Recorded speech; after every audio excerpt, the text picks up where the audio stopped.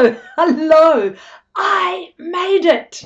I am very excited to bring you season 4, episode 1 of my solo travel adventures. My name is Victoria Rose, and I have traveled for 16 months around Europe, around Turkey, and around Asia. I saw many things on those travels, and some of the things that I saw, well, I just might write a book about them. Today I want to talk about I'm old. Where will I live? Interestingly enough, a few people actually took umbrage at the fact that I said I'm old. Now, part of it was in support of me and saying, no, you're not old, Victoria. And there were other comments as well. I actually do not have an issue with the word old. So that's really good for me because it all depends who's looking. I'm sure you remember when you were 30, 40, even 50 and looking at a 70-year-old. Now, come on. You might have been a little bit more gentle in your description when you're 50 years old. Even so, you look at someone and you do think that they're old, but you don't mean it in a derogatory way because after all, aren't we all getting old? That horrible 3-letter word, apparently. Yes, I do prefer the word elder, that's for sure. And as I turn 70 this year in August, certainly I believe I deserve the word elder, as in wisdom. And I certainly have gained wisdom on my 7 decades of walking on this planet. That's what this session, this episode is all about. Homelessness, when you are even young, it doesn't really matter about age, but when you are an older person, then that is a real issue. It's like you're looking around saying, is this all there is? After all I've done, here I am homeless or about to be homeless. Just this morning, I read on Facebook of a young woman, looked about 40-ish, I'm not sure, and she said in her post, that's it, I'm just about to give up. I don't have enough money now to pay my rent or to pay my bills, and I just can't do it anymore. I remember it was about 4 years ago in Melbourne, was the very first time that I saw mature women homeless in the city on the streets. There was this one woman with long flowing silver hair who'd found her posse in front of Woolies right there in Swanston Street. When it looked like I was going to be absolutely homeless way back in 2018, I went into a local Port Phillip community house and spoke to them about what my options were. And they told me that the fastest rising demographic of homelessness in Australia is single women aged 55 plus. Now let's look at the first point, which is how are the old treated overseas? Is there an issue with homelessness overseas? Well, there probably is, but I will say that it's hidden more. When I went to Oxford in the UK, there were little communities of homeless persons camping out on the streets, both male and female, and all ages. When I was in Italy, I didn't see a lot of evidence of homeless persons. When I was in Albania, I remember the barista saying that his mother was struggling beyond the age pension, the pension payment that Albanians got, and that she wasn't going to be able to survive on that pension. When I was in Croatia, I saw so many elderly people going around rifling in the rubbish bins, and they were rifling for well, probably lots of things, but the one thing that I saw was they were going for the plastic and glass bottles, because when they returned those, they actually got some money for the return of those items. I will never forget sitting, having a meal in Paris. I was only in Paris for 7 nights. And as I was sat there with my friend, there was this woman walking up and down outside, just outside on the pavement. And she was holding out a tin, very, very sad looking, bent over old woman. And she had a message around her neck. I asked my friend, what does the message say? And what the message said was, I am old. I have nowhere to live. I am hungry. Please help me. And she wouldn't move away. It was awkward and disconcerting sitting there as she just moved up and down on the pavement. It was pouring down with rain. It was one of those nights. And how could you not feel sad at what was unfolding before you as you were eating? It was very awkward. That's all I've got to say on point one, which is about homelessness for the elderly overseas. Now, what I'd like to do is talk about, and I'm going to read from my notes for this one. I'd like to move on to the next part about choices. So here in Australia, what choices do you have? I'm old. Where will I live? Let's have a look at some of those choices. But before we do, I would like to say that ageism is alive and well in Australia. I came across this information and I'd like to share it with you. According to research by the Australian Broadcasting Commission, part-time employment is growing faster than full-time employment. So unemployment in Australia is at 5.2%. If you only work 1 hour a week, that's 1 hour, you are not included in those figures though. So what does that mean? Well, 8.7% of the Australian workforce are underemployed, meaning that there are 1.2 million people in Australia who are looking for more work because they do not earn enough money to pay their rent and to pay their bills. In effect, many people are only one paycheck away from being homeless. So what are the choices that we have? Well, I've got some choices here for you. Now, the first one is to rent. By the way, I have been posting on my Facebook page, this page, Over 60 Still Fabulous, all of the different accommodation choices that are available. And it is outstanding how all of these different choices, because there's a need for it, are happening. So I can't cover them all here because I'm on a mission to make my live stream shorter. Let's see how I go today. But please go to my page.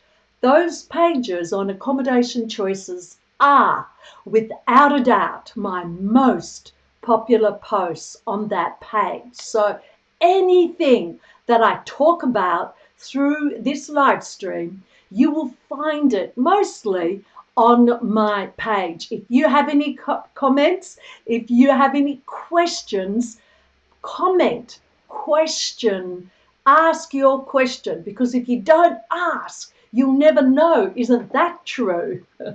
So rent, I have virtually zero chance of having my own rental accommodation. By the way, you can always go for government accommodation, and I know that.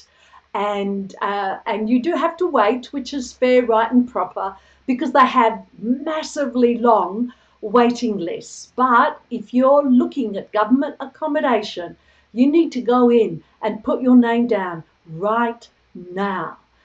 As for renting, what landlord is going to, for a start, can I afford that rent on my pension? No, I can't. I lived in St Kilda West, and I had, because I'd been there for 12 years, it was wonderful. My landlady loved me, and she didn't put the rent up for a number of years. Sadly, I got the call and I had to move out because her long-term relationship had ended. She needed a home back. Could I find a place that I could afford to live in on my pension? Answer is an absolute resounding no, sadly.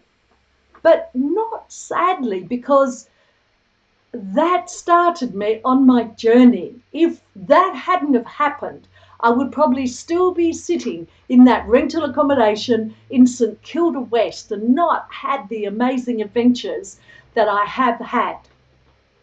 Back to renting, unless you can prove you have a significant amount of money in the bank or you do have an income, which landlord is going to choose you over someone who has a professional job, can prove that they've got this income coming in on a regular basis? Nothing's to say that isn't going to change, but if you were a landlord, would you choose someone like me? The only income that I have is my aged pension. So the second thing is if you do have some money, that you want to be with your children. And there you go and you invest money in a granny flat that is built in their backyard, either separate or attached to their home. There was an incredibly sad case recently where a mum did do that and invested 170,000 in the granny flat. And I'm not sure what the circumstances are. There's always two sides to every story, for sure. But she had to leave her home and her 170,000. So granny flat is always part of the options, but oh my gosh, you certainly do have to make sure that you are clear on how that's going to work out. So a granny flat then goes into house sharing. I've house shared a few times now, and although it was okay on a short-term basis, again, just like the granny flat, you have to really be careful with who you choose. So let's have a look at that. Let's have a look at, you do have a certain amount of money. When we're looking at that money, what are the options open to you? Well, you could have a shipping container made into a home. I saw a program. It was in New Zealand. They're amazingly creative and innovative over there in Kiwi land, and they created an amazing home simply out of a shipping container. That wouldn't be my preference. My preference would be the tiny houses.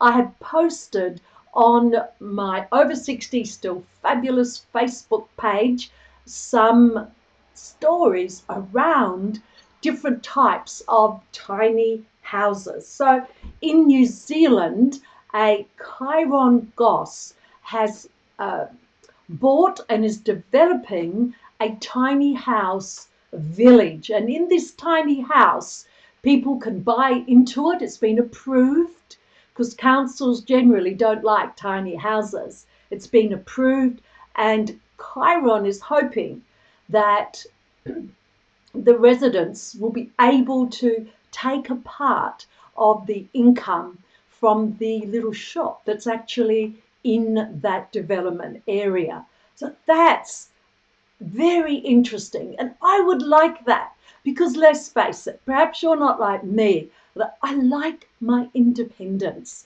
I really don't want to be in anyone else's home, not full time anyway. I don't mind a month or two here or there, but not that, well, this is it. How is this going to work out? Oh dear. Now, the other thing is that just recently, the mayor of Port Phillip has come out and looked at a tiny house. It's a first long-term tiny house in an urban development that's been in Melbourne, that has been developed in Melbourne. It's tinyhouses2go.com. And if you wanted to check them out, guys, just go right ahead and do that. This tiny house is 20 square meters and so cleverly done. Oh my gosh, I could absolutely live there. And this is what the councils are understanding. Homelessness is a real problem and it's growing rapidly. The mayor of the city of Port Phillip said that homelessness has increased by 50% since 2016. So we're just looking at 3 to 4 years there. 50%. And where are those homeless people going? How desperate and how dire are their circumstances? And we really need to have something to offer them other than going into a government block of flats. You can see I'm not that keen on those block of flats. Okay, so with the tiny house in St Kilda, the prices there started from as little as $50,000. Now I want to show you an example of another tiny house. This is in Canada and this is amazing. I absolutely have the video of this one on my page. What do you think of this? Isn't that incredible? I mean, wow.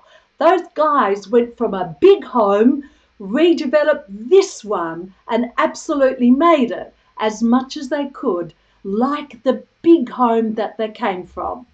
And how about these other examples of tiny houses? Now, these other examples are from a company in Melbourne, but I could certainly be very, very comfortable in these examples of tiny houses. And the latest thing, which I totally love, are hemp houses. Now, come on, guys. Have you heard about hemp houses? So hemp houses are being 3D printed in Australia. Can you imagine 3D printing a house? And soon we'll be able to order them. What you're looking at now is the Stonehenge style development of just 5 houses, and that's it's in a Dutch town. And the residents are going to move in next year. It looks like a lot of fun. I kind of like different styles of housing as well. Now, not all hemp houses are like that. I'd just like to show you another hemp house. So there's the company, Miraco, an Australian company. Check them out. The really good thing that I liked about that is that, what was the really good thing I liked about that? They're eco-friendly, prefabricated homes. These carbon neutral homes will only take weeks to construct. How great is that? And store massive amounts of CO2 in their walls. Did you know? I am surprised at this. Did you know there is not enough sand in the world to sustain the growing demand for conventional cement? So this has to be good, right?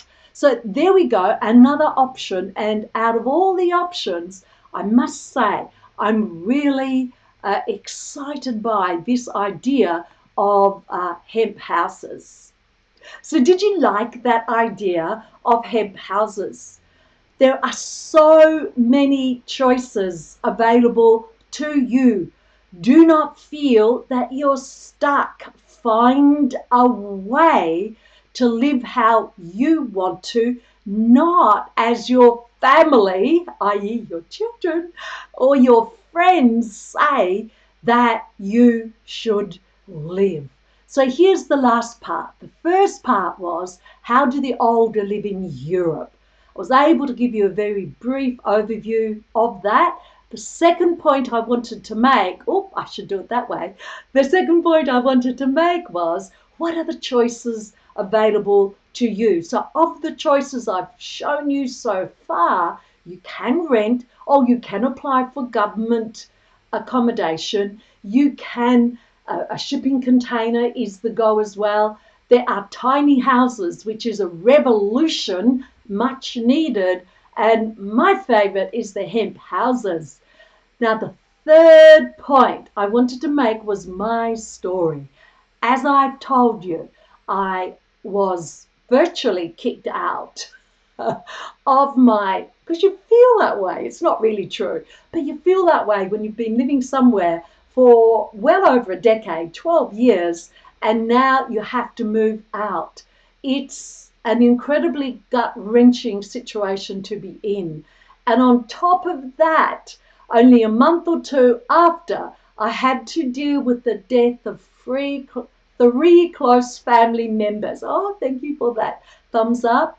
My ex-husband, my mother, and my beautiful daughter-in-law, who finally gave up after a 4-year fight with cancer. And now here I am. I'm homeless. Oh, it's okay. I only had a pity party for a short while. But then, because I'm so pig-headed, I thought, no, I need to read my own book for a start, How to Make the Rest of Your Life the Best of Your Life. And I need to do something that I love. I am lucky, though, in that I have been asked, well, what are you going to do, Victoria? What is the story? And I've gone, I don't know, just however it turns out. I am fortunate to have a dear friend who said, no, I want to put your name down for this retirement village. Oh, a retirement village, no. She said, it's okay, calm, take a chill pill. This village is for artists. So for people who are going there to paint, to do craft stuff, to write, to do whatever. It's mainly focused around artistic people. So you should put your name down. So I did. But who knows if I'll end up going there. I must say, though, there's a nice small feeling of it's okay. I do have something, although that won't be available for another 5 to 10 years. And by then, I might actually want to be in an environment like that. So, as you know, I always say the world needs more heart. Well, how about giving yourself some heart? How about loving yourself? Oh, that's a tough thing, isn't it? Especially for baby boomers. Oh, no, we can love others, but we can't love ourselves. Who do we think we are? We were never told, oh, well done, you can do it. Little pats on the head. No, no, no. I think I was 45, possibly 50, before my late mother actually uttered those words, I love you, very quickly at the end of the phone call. So it was safe then. But at least she said it. This is my channel, as you can see, Victoria Rose Solo Travel. I have well over 40 videos there. Go and have a look on YouTube, Victoria Rose Solo Travel. If you see a title that calls to you, click on it, like it, share it. You know, guys, you know how it works. You just go right ahead and do that. I am back. I'm getting into a really good routine here. I am back next week, and I have another fabulous topic for you. Do you have something that you would like me to talk about, to do some research for you, then tell me in the comments. My name is Victoria Rose. I am a solo traveler. I have a published book, only one, but I am looking at the next one. And I have made a decision to live before I die. There's no way I'm going to my deathbed with regrets of that which I didn't do. How about you? I'll see you next week. Okay, are you ready? Are you ready?